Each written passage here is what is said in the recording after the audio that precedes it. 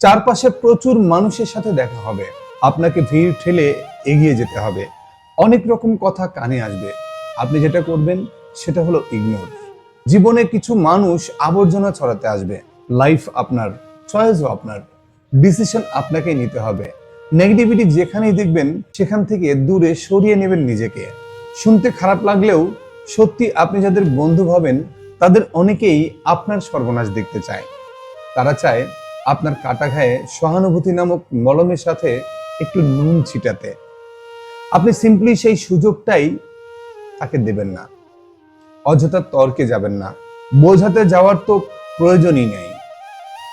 কেউ যদি আপনাকে মূর্খ বলে তাই মেনে নিয়ে হেসে বেরিয়ে আসুন।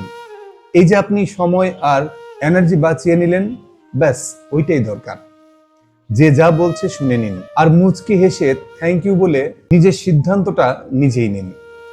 যারা শির দ্বারা সোজা হয়ে নিজের সিদ্ধান্ত নিতে পারে তারা আসলেই জীবনটাকে চিনে, বোঝে। আপনাকে নিয়ে যখন বাকিরা সমালোচনা করতে ব্যস্ত থাকবে, আপনি সেই সময় ভালো কোনো বই পড়ুন, প্রিয়জনের সাথে কোথাও ঘুরে আসুন, রং তুলি নিয়ে ক্যানভাস সাজান, ঘর গোছান, গান শুনুন আর দুটো সিনেমা দেখুন। কিছু গাছ লাগান, খেলাধুলা করুন, ছবি তুলুন, ব্যায়াম করুন, সৃষ্টিকর্তার কাছে উপাসনা করুন। মোদ্দা কথা হলো তাদের কথায় রিয়েক্ট করবেন না। যা বলছে বলুক, আপনার কানে এলেও তা ফেলে দিন।